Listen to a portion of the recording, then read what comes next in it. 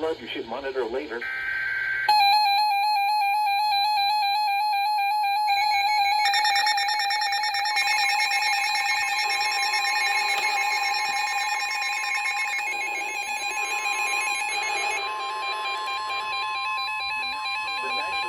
The National Weather has issued a severe thunderstorm warning for This is not getting any receptions at all.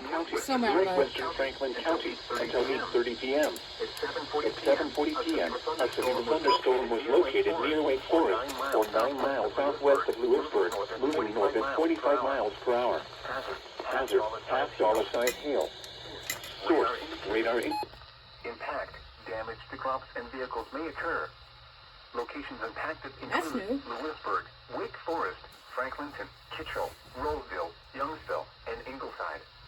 Prepare immediately for large hail and deadly cloud-to-ground lightning. Seek shelter inside a well-built structure. Stay away from windows. Repeating, a severe thunderstorm warning has been issued until 8:30 p.m. for the following counties in North Carolina: Franklin, Vess, and Wake.